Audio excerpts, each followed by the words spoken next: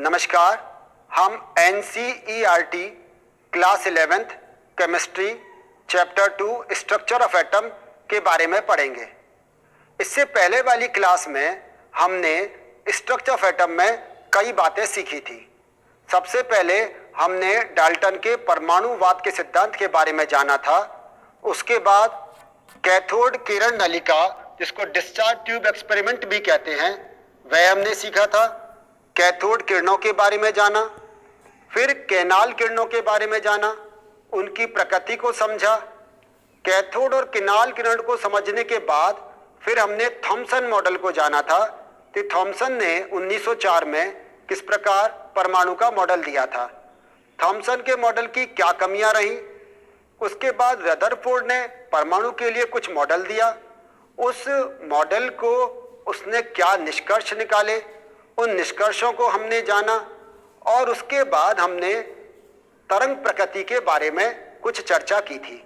तरंग प्रकृति में हमने तरंग से संबंधित कुछ गुणों के बारे में भी हमने चर्चा की थी।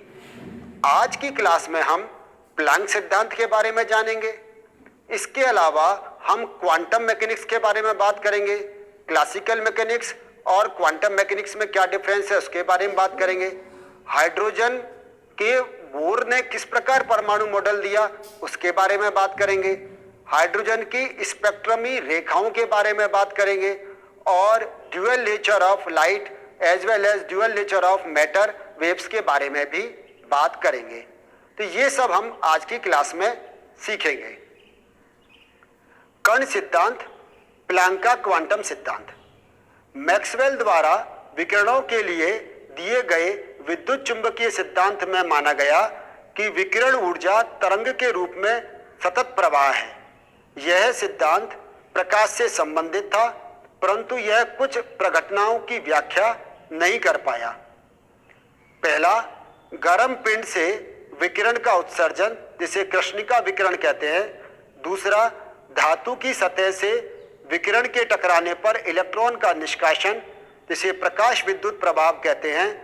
और तीसरा, ठोसों के तापमान के फलन के रूप में ऊष्माधारिता का परिवर्तन। चौथा, हाइड्रोजन के संदर्भ में परमाणु में देखे गए रेखा स्पेक्ट्रम। प्लैंक सिद्धांत के अभिलक्षण। परमाणु और अणु केवल विविक्त मात्राओं में ऊर्जा उत्सर्जित और अवशोषित करते हैं, न कि अनवरत रूप में।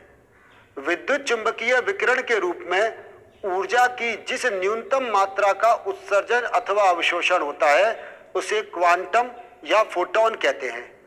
विकिरण की एक क्वांटम की ऊर्जा, जिसे ई से प्रदर्शित करते हैं, उसकी आवृत्ति, जिसे न्यू से प्रदर्शित करते हैं, के समानुपाती होती है। ई बराबर एच न्यू या ई बराबर एस सी अपॉन लैम्डा, और यहाँ एच प्लैंक कांस्टेंट है, जिसका मान होता है 6.626 इंटू 10⁻⁻34 जूल सेकेंड्स। इसको समझने का प्रयास करें कि ये है क्या कण सिद्धांत और क्या कहा गया है। यहां समझें कि पहले जब बात चल रही थी तरंग सिद्धांत की, तो ये कहा कि तरंग के बारे में हमने जाना, तरंग से एसोसिएटेड जो प्रॉपर्टीज थी उनके बारे में हमने जाना था। फिर क्या हुआ कि ये जो प्रकाश के लिए दिया गया था सिद्धांत, ये स्थूल कणों पर तो लागू होता था, लेकिन सूक्ष्म कणों पर लागू नहीं होता था। यानी कि बात करें हम क्लासिकल मैकेनिक्स की, जिसको चिरसम्मत यांत्रिकी कहते हैं। ये जो चिरसम्मत यांत्रिकी थी, ये न्यूटन के गति के नियमों पर आधारित थी। तो जितने भी बड़े पिंड हैं उनकी तो हम बात कर सकते हैं क्लासिकल मैकेनिक्स से, कि जैसे हम सोलर सिस्टम की बात कर लें। सूरज सेंटर में, उसके चारों तरफ ग्रह चक्कर लगा रहे हैं, तो उन गतिमान पिंडों को तो क्लासिकल मैकेनिक्स से समझा सकते हैं। लेकिन यदि हम बात करें माइक्रो पार्टिकल्स की, जो हम बात कर रहे हैं परमाणु के इलेक्ट्रॉन और प्रोटॉन की, तो उनको समझाना इस क्लासिकल मैकेनिक्स से पॉसिबल नहीं था। तो उसके लिए क्वांटम मैकेनिक्स की खोज हुई, क्वांटम यांत्रिकी की बात आई। क्यों आई, क्या कारण था कि उनको समझा सकते थे और इसको नहीं समझा सकते? तो क्वांटम मैकेनिक्स के द्वारा तो मैक्रो पार्टिकल की प्रॉपर्टीज भी बताई जा सकती हैं और माइक्रो की भी। लेकिन क्लासिकल मैकेनिक्स के द्वारा नहीं बता सकते। क्यों? क्योंकि जो मैक्रो पार्टिकल्स हैं वो आवेशित कण नहीं है। जैसे हम क्या मानो सूरज के चारों तरफ ग्रह चक्कर लगा रहे हैं, तो वो चार्ज पार्टिकल्स नहीं है। लेकिन न्यूक्लियस के चारों तरफ जो इलेक्ट्रॉन चक्कर लगा रहा है वह एक आवेशित कण है।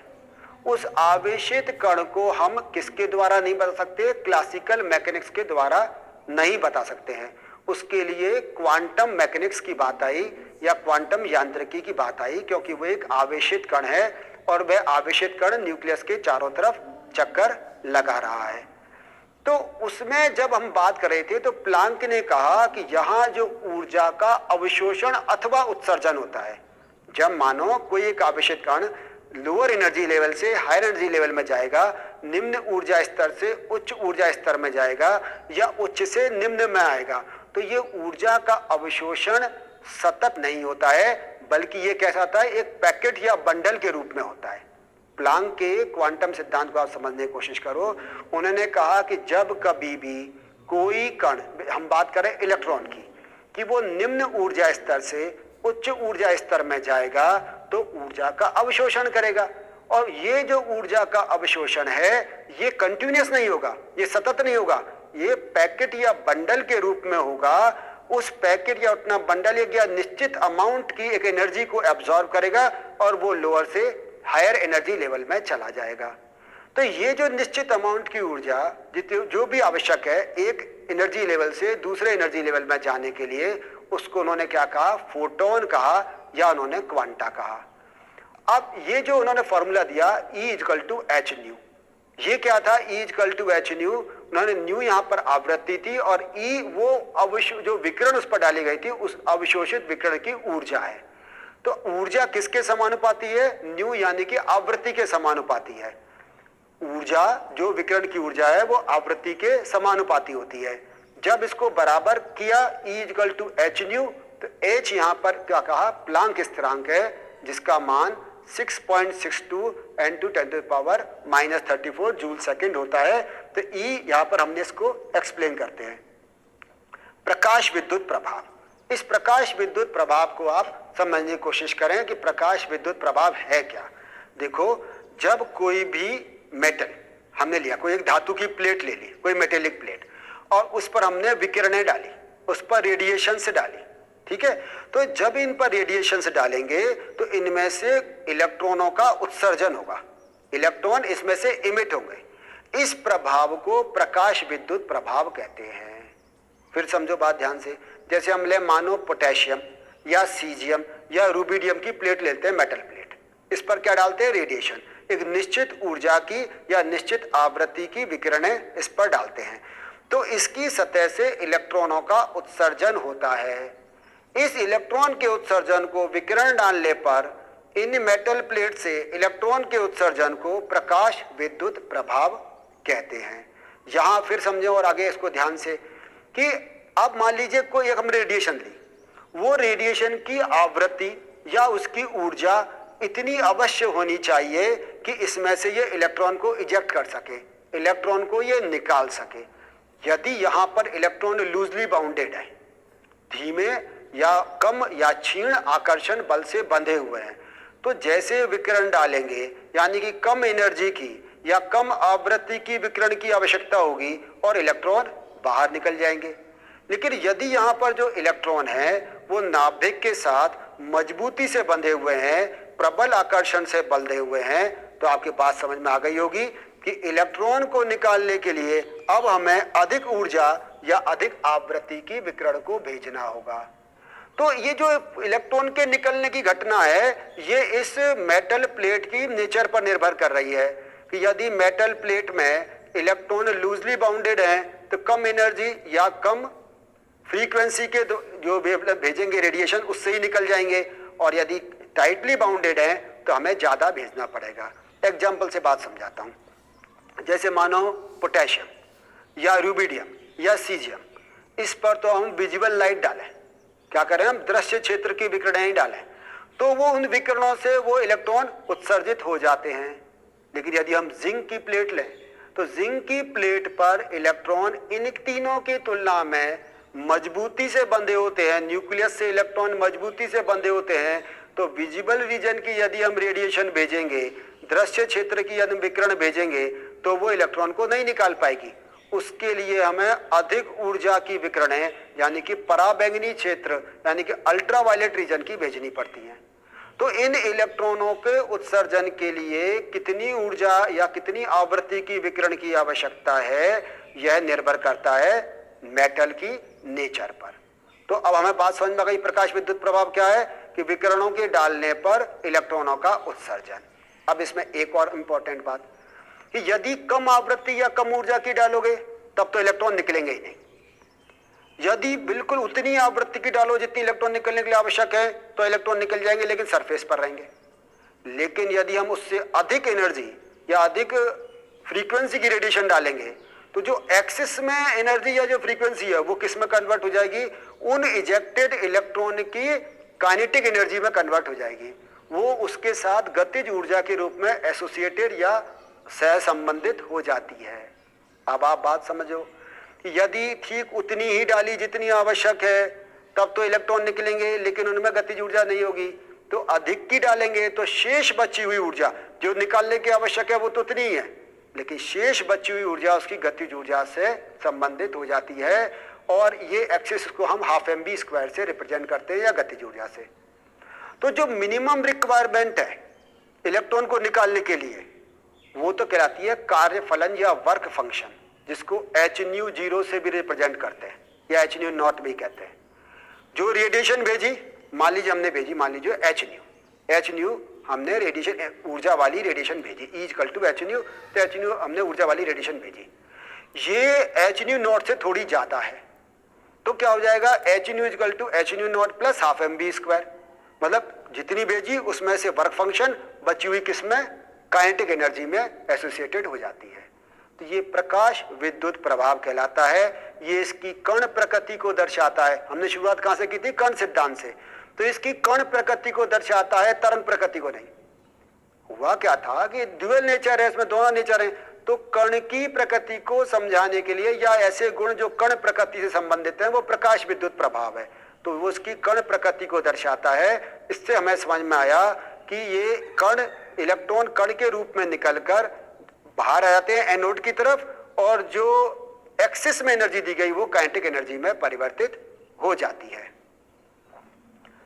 कुछ धातुओं जैसे पोटेशियम, रुबिडियम, सीजियम आदि की सतह पर उपयुक्त आवृत्ति वाला प्रकाश डालने पर इलेक्ट्रॉन उत्सर्जित होते हैं। इस परिघटना को प्रकाश विद्युत प्रभाव कहते हैं। धातु की सतह से प्रकाश पुंज टकराते ही उस सतह से इलेक्ट्रॉन निकलते हैं। ये भी ध्यान दें कि ये इंस्टेंटेनियस होता है, ऐसा नहीं है, ये टाइम लैग नहीं है, इसमें कोई समय नहीं लगता। जैसे ही प्रकाश पुंज टकराएगा, जैसे ही विकिरण टकराएंगी, तुरंत उस धातु की सतह से वो जो सरफेस के इलेक्ट्रॉन है जो लूजली बाउंडेड हैं वो तुरंत निकल जाएंगे। निष्कासित इलेक्ट्रॉनों की संख्या प्रकाश की तीव्रता के समानुपाती होती है। कितने इलेक्ट्रॉन निकलेंगे ये डिपेंड करेगा उस लाइट की इंटेंसिटी कितनी ज्यादा है। प्रत्येक धातु के लिए एक अभिलाक्षणिक न्यूनतम आवृत्ति होती है जिसे देहली आवृत्ति या थ्रेशोल्ड फ्रीक्वेंसी कहते हैं, जिससे कम आवृत्ति पर प्रकाश विद्युत प्रभाव प्रदर्शित नहीं होता है। तो जैसा हमने पहले कहा कि मिनिमम एनर्जी की या मिनिमम फ्रीक्वेंसी की रेडिएशन की तो आवश्यकता है इलेक्ट्रॉन को निकालने के लिए, और वो जो मिनिमम फ्रीक्वेंसी की रेडिएशन की आवश्यकता है वो क्या कहलाती है, उसकी थ्रेशोल्ड फ्रीक्वेंसी या उसको देहली आवृत्ति कहते हैं। इससे कम आवृत्ति की रेडिएशन डालेंगे इलेक्ट्रॉन नहीं निकलेगा, इससे इतनी ही डालेंगे इलेक्ट्रॉन निकल जाएगा, जिसको थ्रेशोल्ड फ्रीक्वेंसी कहेंगे। और यदि इससे ज्यादा की डालेंगे तो वो किस में कन्वर्ट हो जाएगी, काइनेटिक एनर्जी में कन्वर्ट हो जाती है। आपतित प्रकाश की आवृत्ति अधिक होने पर यह गतिज ऊर्जा में परिवर्तित हो जाती है। गतिज ऊर्जा प्रयुक्त प्रकाश की आवृत्ति के साथ साथ बढ़ती जाती है। जितनी ज्यादा फ्रीक्वेंसी की भेजेंगे काइनेटिक एनर्जी उतनी हो जाएगी, क्योंकि वो तो फिक्स है। जो इलेक्ट्रॉन को निकालने के लिए थ्रेशोल्ड फ्रीक्वेंसी की वैल्यू है वो तो फिक्स है, वो तो निश्चित है। अब जितनी ज्यादा की भेजोगे उतनी इजेक्टेड इलेक्ट्रॉन की काइनेटिक एनर्जी या गतिज ऊर्जा अधिक हो जाएगी। निष्कासित इलेक्ट्रॉन की गतिज ऊर्जा विद्युत चुंबकीय आवृत्ति के समानुपाती होती है। यदि टकराने वाले फोटोन की ऊर्जा hν, ना जो आई है रेडिएशन वो कितनी हो, उसकी ऊर्जा hν हो, इलेक्ट्रॉन के निष्कासन के लिए न्यूनतम आवश्यक ऊर्जा hν0 या hν0 हो, जिसे हम कार्यफलन या वर्क फंक्शन भी कहते हैं, से अधिक हो तो ऊर्जा में अंतर hν minus hν0 photo electron की गतिज ऊर्जा में स्थानांतरित हो जाती है। तो आपकी बात समझ में आ गई कि hν जो इंसिडेंटेड फोटोन है उसकी एनर्जी है, ये किससे ज्यादा है, hν0 से अधिक है। तो hν में से hν0 जब माइनस करेंगे तो हमारे पास जो बचा हुआ रह गया वो क्या हुआ, उस फोटो इलेक्ट्रॉन की काइनेटिक एनर्जी में स्थानांतरित हो जाएगी। तो इसके लिए एक ऊर्जा संरक्षण का नियम दिया गया आइंस्टीन द्वारा, hν equal to hν0 plus half mv²। यहाँ hν क्या है, इंसिडेंटेड फोटोन की एनर्जी, hν0 क्या है, वर्क फंक्शन या इलेक्ट्रॉन को निकालने के लिए न्यूनतम आवश्यक ऊर्जा, और हाफ mv² उसकी काइनेटिक एनर्जी है। क्वांटित इलेक्ट्रॉनिक ऊर्जा स्तरों के लिए प्रमाण परमाणविक स्पेक्ट्रा। प्रिज्म से सफेद प्रकाश को गुजारने पर यह रंगीन पट्टियों की एक श्रृंखला में फैल जाती है जिसे स्पेक्ट्रम कहते हैं। लाल रंग जिसकी तरंगदैर्घ्य सबसे अधिक होती है उसका विचलन सबसे कम, तथा सबसे कम तरंगदैर्घ्य वाली बैंगनी रंग का विचलन सबसे अधिक होता है। स्पेक्ट्रम का परास 7.5 इंटू 10⁻14 हर्ट्ज से 4 इंटू 10⁻4 हर्ट्ज तक होता है। इस स्पेक्ट्रम को सतत स्पेक्ट्रम कहते हैं। ये कुल स्पेक्ट्रम है जो कहाँ से शुरू हुआ है, कॉस्मिक रेज से लेकर और फाइनली जाकर ये radio TV and radar waves पर जाकर खत्म होता है। जब विद्युत चुंबकीय विकिरण द्रव्य के साथ अन्योन्य क्रिया करती है तो वह परमाणु अथवा अणु इस ऊर्जा का अवशोषण कर उच्च ऊर्जा स्तर में पहुंच जाते हैं। उच्च ऊर्जा स्तर से ये अस्थायी अवस्था में होते हैं। ये जब कम ऊर्जा वाली अधिक स्थायी निचली अवस्था में लौटते हैं तो वह विद्युत चुंबकीय स्पेक्ट्रम के विभिन्न क्षेत्रों में विकिरण उत्सर्जित करते हैं। उत्सर्जन तथा अवशोषण स्पेक्ट्रम।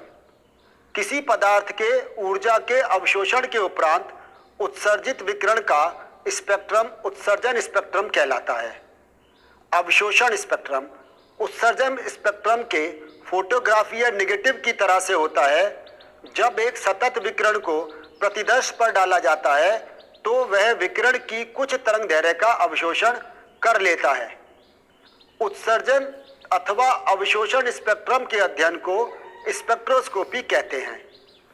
दृश्य प्रकाश का स्पेक्ट्रम सतत होता है। गैस अवस्था में परमाणु का ऊर्जा उत्सर्जन केवल एक विशेष तरंगदैर्घ्य वाले प्रकाश का उत्सर्जन होता है जिसके मध्य गहरे अंधकार युक्त स्थान होते हैं। उत्सर्जन स्पेक्ट्रम चमकीली रेखाओं द्वारा प्रदर्शित होता है। इसको समझने का प्रयास करें। जब हम बात कर रहे हैं उत्सर्जन स्पेक्ट्रम की तो आप समझें उत्सर्जन स्पेक्ट्रम है क्या, कि किसी भी पदार्थ को हम इनकैंडिसेंस तक गर्म करें। इनकैंडिसेंस मतलब उसको हम ताप दीप तक गर्म करें और ताप दीप तक गर्म करने के बाद वो खुद रेडिएशंस का इमिशन करने लगे तो उसे हम कहते हैं उत्सर्जन स्पेक्ट्रम। उत्सर्जन स्पेक्ट्रम या emission spectrum generally line spectrum होते हैं, रेखा स्पेक्ट्रम होते हैं और ये कॉन्टिन्यूस नहीं होते, ये जनरली डिसकॉन्टिन्यूस होते हैं। ये एटॉमिक स्पेक्ट्रम है, परमाणु के कारण से होते हैं, गैसियस स्टेट में होते हैं और ये डिसकॉन्टिन्यूस होते हैं कि इनके रेखाओं के बीच में हमें स्थान मिलते हैं। जब हम इसका इमिशन स्पेक्ट्रम लेते हैं तो फोटोग्राफिक प्लेट पर हमें क्या मिलते हैं, ब्राइट लाइंस मिलती हैं। अब इसके बात करते हैं हम अवशोषण स्पेक्ट्रम की। इसके जस्ट रिवर्स, इसमें पदार्थ को गर्म नहीं करेंगे इनकैंडिसेंस तक, इसमें सब्सटेंस लेंगे, उस पर रेडिएशंस डालेंगे। अंतर समझ में आ रहा है ना, पहले वाले मैंने पदार्थ गर्म किया था, इनकैंडिसेंस तक गर्म किया था, उसने रेडिएशंस का इमिशन किया था। जहाँ हम पदार्थ को गर्म नहीं कर रहे, यहाँ रेडिएशंस डालेंगे, इनमें से कुछ का ये एब्जॉर्प्शन कर लेगा और रेस्ट को जाने देगा। जहाँ ये एब्जॉर्प्शन करेगा वहाँ पर हमें क्या मिलेंगे, अंधकार युक्त स्थान मिलते हैं या डार्क स्पेसेज मिलते हैं। तो दोनों में अंतर समझ में आ गया। वो लाइन स्पेक्ट्रम है, वहाँ ब्राइट लाइंस मिलती हैं, यहाँ क्या मिलते हैं, डार्क स्पेसेज मिलते हैं। वहाँ पदार्थ को इनकैंडिसेंस तक गर्म करते हैं, यहाँ पदार्थ को इनकैंडिसेंस तक गर्म नहीं करते बल्कि इस पर रेडिएशन डालते हैं। वहाँ रेडिएशंस का इमिशन होता है, यहाँ रेडिएशन का एब्जॉर्प्शन होता है। तो ये हम अंतर समझ में आया इमिशन और एब्जॉर्प्शन स्पेक्ट्रम में।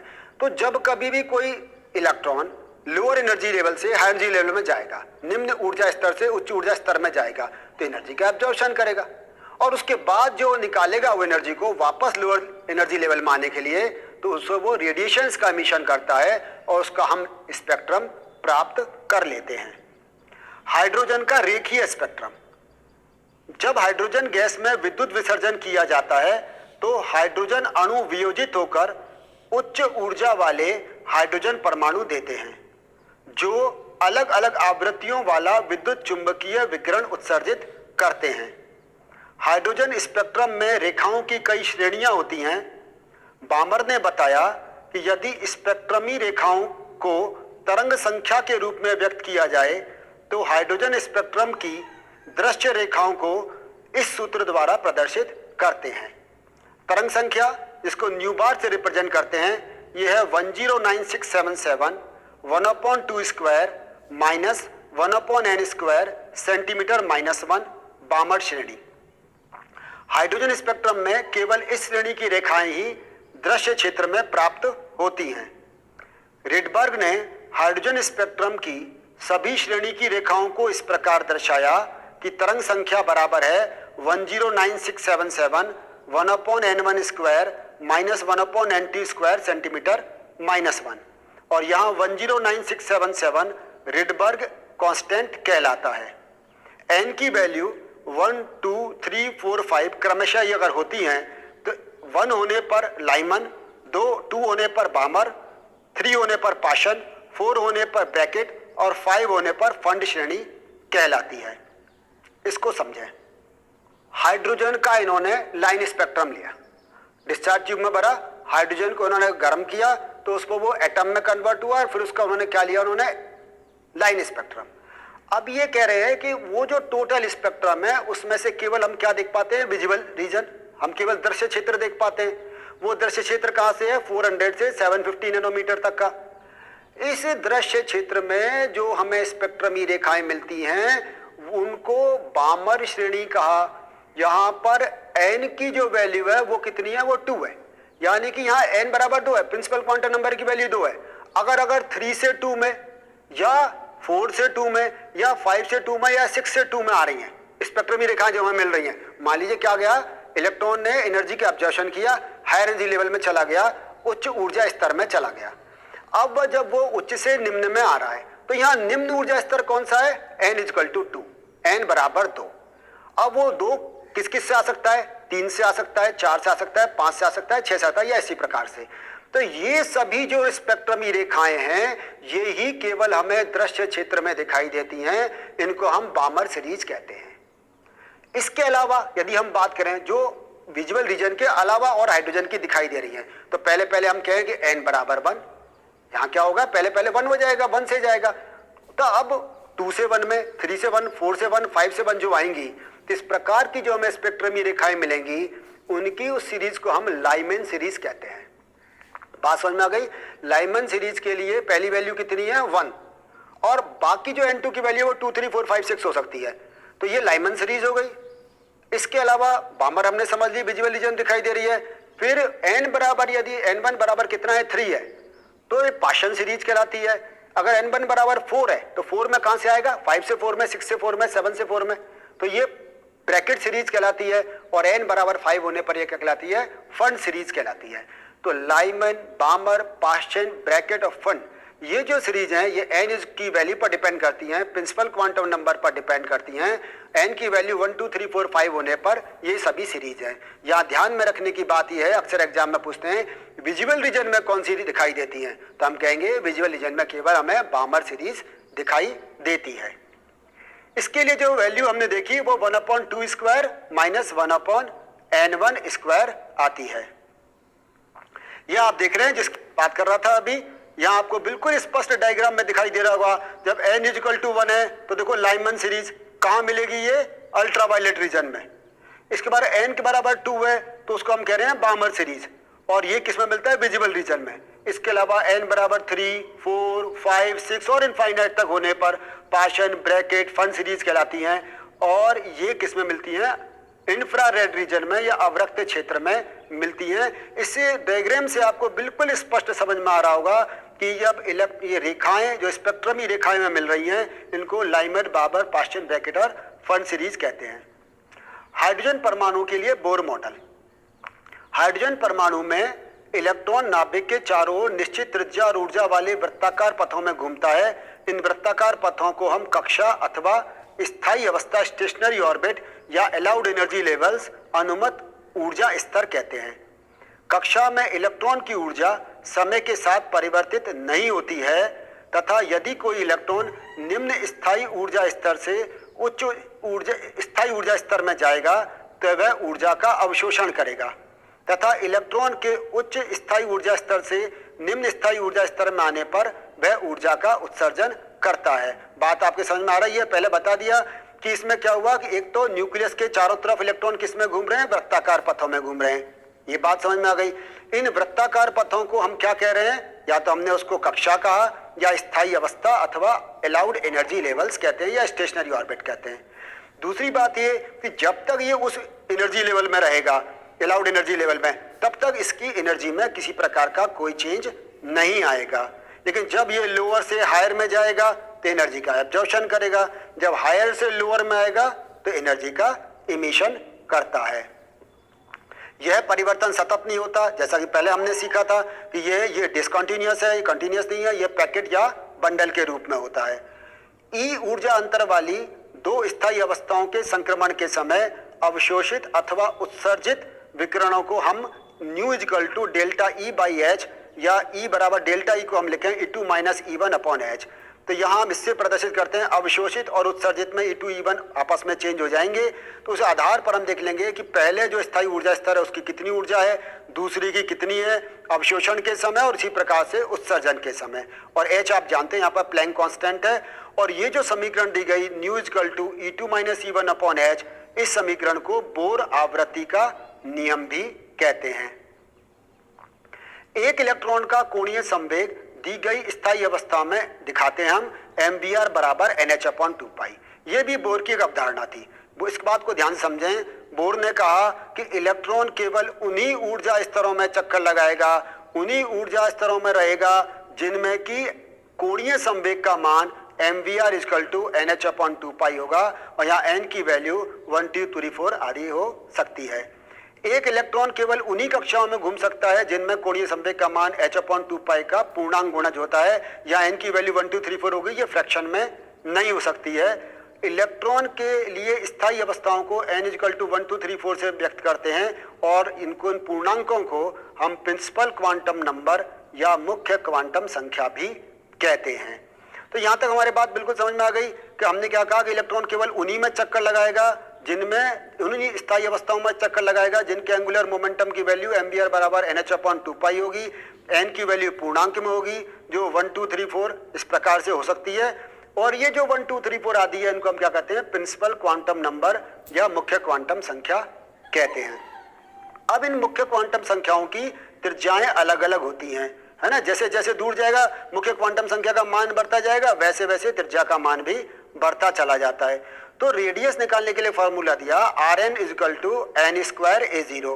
A0 फिक्स वैल्यू है जो है 52.9 पिकोमीटर। अब यहाँ n क्या है? Principal quantum number. अब यहाँ प्रिंसिपल क्वांटम नंबर के वैल्यू रखते जाइए, आपको रेडियस की वैल्यू आ जाएगी। इलेक्ट्रॉन से संबंधित ऊर्जा को En equal to minus RH 1 upon n square से प्रदर्शित करते हैं। यहाँ RH बराबर minus 2.18 into 10 to the power minus 18 joule होता है। ग्राउंड स्टेट के लिए E1 की वैल्यू कितनी हो जाएगी? Minus 2.18 into 10 to the power minus 18 joule 1 upon 2 square, या आ गया इसकी value minus 0.545 into 10 to the power minus 18 joule. Hydrogen के अतिरिक्त एक इलेक्ट्रॉन वाली जो स्पीसीज हैं जैसे He प्लस,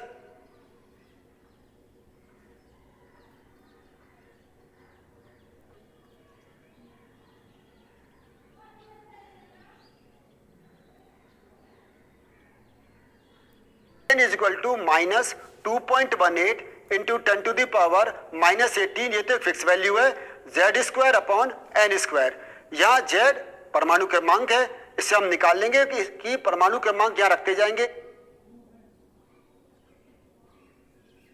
He के लिए मानो 2 है, Li के लिए 3 हो जाएगा, Be के लिए 4 हो जाएगा और n यहाँ पर प्रिंसिपल क्वांटम नंबर है। इससे हम क्या निकाल लेंगे, एनर्जी निकाल लेते हैं।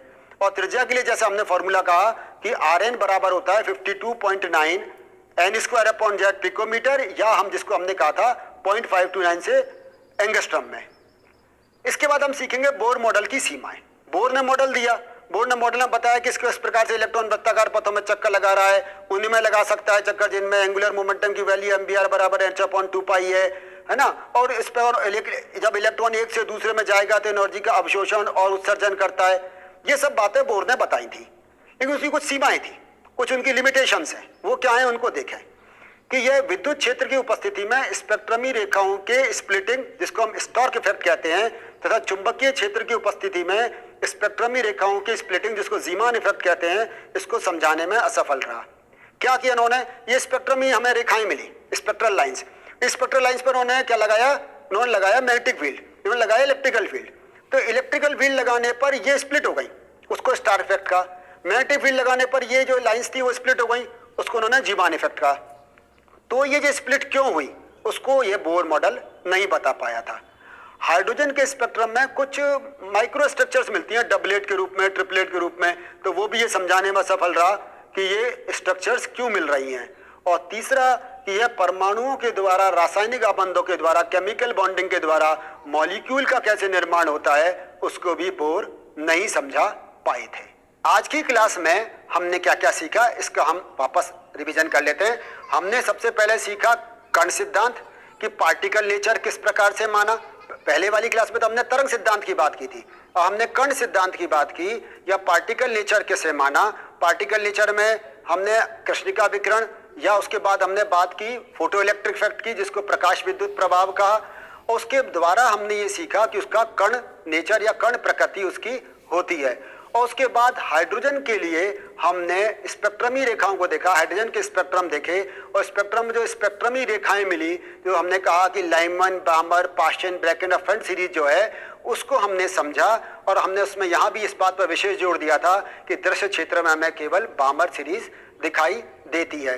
तो इस पूरी क्लास में उसके बाद हमने बोर मॉडल की कुछ सीमाओं के बना कि बोर ने मॉडल तो दिया, बोर ने बताया कि परमाणु की संरचना किस प्रकार से हो सकती है। नाभिक के चारों ओर इलेक्ट्रॉन वृत्ताकार पथों में चक्कर लगाते हैं और उसके बाद एक एनर्जी लेवल से दूसरी में जाते हैं तो अवशोषण करते हैं, और ऊपर से नीचे आते हैं तो वो उत्सर्जन करते हैं। इलेक्ट्रॉन केवल उन्हीं ऊर्जा स्तरों में चक्कर लगा सकते हैं जिनमें कोणीय संवेग का मान mvr/nh/2 पाई होता है। तो बहुत सारी बातें बोर ने बहुत अच्छी तरह से सिखाई और उन्होंने परमाणु मॉडल दिया, लेकिन उनकी कुछ सीमाएं थी। वो उन बोर की सीमाओं को भी हमने इस कक्षा में सीखा था। हम आगे की कक्षाओं में जो हम देंगे उसमें हम हाइजेनबर्ग का अनिश्चितता का सिद्धांत सीखेंगे, हम श्रोडिंजर तरंग समीकरण के बारे में जानेंगे, हम स्ट्रक्चर ऑफ ऑर्बिटल्स के बारे में जानेंगे। अभी तक के लिए इतना ही, धन्यवाद।